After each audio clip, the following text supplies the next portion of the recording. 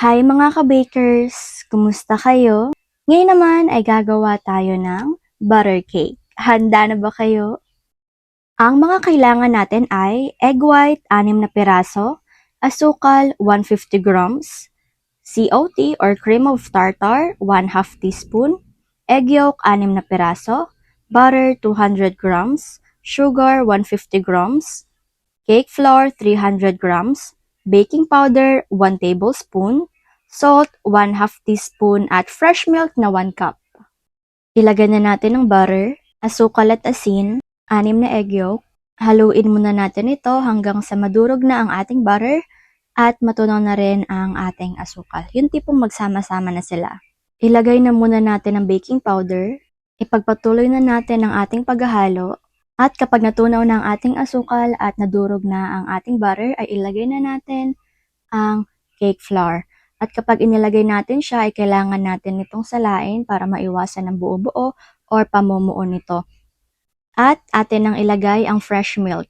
Atin na itong haluin ng tuluyan at kailangan nga po pala ay wala na po tayo nakikitang hiwalay na cake flour or yung tipong pure na po talaga siya at nadurog na po ang lahat, higit sa lahat ay natunaw na rin po pati ang ating cake flour. Dapat po ay hindi na po siya magaspang. Ayan, kapag puro na po ang kanyang texture or ganito na po ay okay na po ito.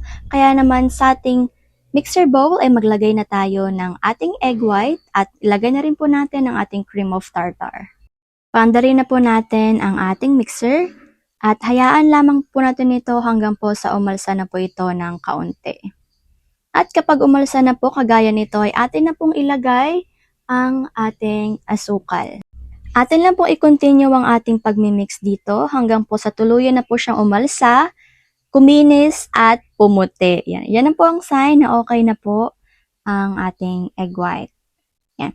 At kapag ganito na po siya, kitang-kita naman po natin na siya na po talaga ay maalsa, ay okay na po ito at atin na po itong patayin. Atin na po siyang ilipat sa ating unang minix. Yan. Siyempre, dahan-dahanin lamang po natin ito mga ka-bakers. At kapag okay na po, ay atin na po itong haluin. Yan. Just take your time lamang po.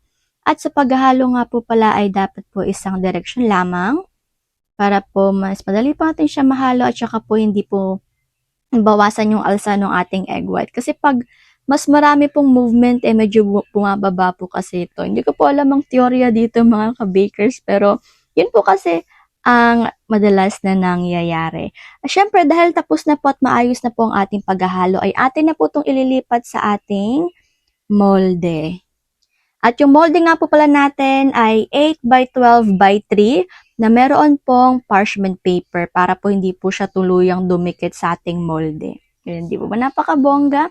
At atin lang po siyang i-transfer ng dahan-dahan. Just take your time lamang po at atin lang po siyang ipantay para po hindi rin po umiyak ang kakain. Ako nga lang po pala yung kakain nito. Charles, hindi naman, marunong naman po akong mag-share mga ka-bakers. Ayan na nga po mga ka-bakers at atin na po itong itataktak para po malesen or mawala po ang bubbles nito. Ready na nga po talaga ito para sa ating oven. Ang oven temperature sa taas ay 170, sa baba po ay 200 at ang baking time ay 60 minutes. After 60 minutes ay luto na po ang ating butter cake na sobrang taba naman talaga, sobrang cute. Atin po muna itong palamigin at kapag malamig na, ganito na po ang kanyang itsura at atin na po itong tanggalin sa kanyang molde. Ayan, tignan nyo naman po, hindi po talaga siya dumikit at fresh na fresh. Tanggalin na po natin ang ating parchment paper. Ngayon naman po ay atin na po itong hihiwain. Sa paghihiwa naman po ay 16 slices po ang nagawa namin dito. Pero kung gusto niyo po itong dagdagan, gawin niyo pong 20, 24 or kung gusto niyo pong gawing 15 or 10, kayo na po ang bahala doon mga ka-bakers. Just take your time lamang po. Basta po kapag ito po ay hiniwa natin yung tipong may kita po talaga tayo dapat dito, lalo na po sa ating costing. Yan, kailangan po talaga natin kumita, pangkitang pangkabuhayan po talaga ito at saka negosyo. Pero, kung ito naman po ay inyo pong ireregalo or inyong ide-dessert, merienda, abay why not naman po na medyo lakihan natin. Pero kung gusto naman po ng mas maliit para po hindi nakakaumay, abay go naman po talaga tayo sa mga cute sizes. So, eto na nga, napakadaldal ko na naman po. Eto na nga mga kabakers ang ating finished product. Na, talaga namang masarap. At syempre, hindi may iwasan ang ating pagkain nito. Napaka-yummy. At higit sa lahat, nagme-melt po talaga siya sa bibig natin. Kaya naman, napakasulit talaga nito ipang negosyo or ipang merienda. Abay mga ka-bakers, marami na po talaga tayong magagawa. O di po ba? Kaya naman, ano pa pong hinihintay natin? Gawin nyo na rin po ha. Okay, biyak check po muna tayo. Yan, tignan nyo na po kung gaano po siya ka-fluffy. Naku talaga mga ka-bakers. Sure mga ka-bakers. So, eto na nga po talaga mga ka-bakers, ang ating food for the soul ngayon. Juan, chapter 1, verse 4 to 5. Nasa kanya ang buhay at ang buhay ay siyang ilaw ng sangkatauhan.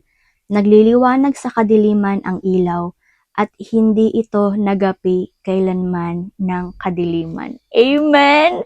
Napakalakas talaga ng ating Panginoon na Diyos. Glory to God in the highest.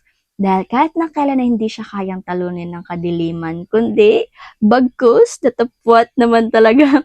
Ay naku mga ka-bakers, yung tipong sobrang lakas talaga ng ating Panginoon at walang kahit na ano pa mang makakapagpatumba sa Kanya or walang kahit na ano pa man ang kayang tanggalin ng kung anong meron siya. Anyways nga naman, hindi ko na nga po talaga alam kung saan ito patungo, basta talaga po ang alam ko lang, si Jesucristo ay Panginoon noon, ngayon, at magpakailan pa man. At siya ang ilaw na tumatanglaw sa atin at siya ang ilaw na kahit na kailan ay hindi magagapi ng kadiliman. Kaya naman talaga mga ka-bakers, ako na po muna ay magpapaalam. Hanggang dito na lang po muna ako. Paalam muna. Take care at higit sa lahat ay God bless.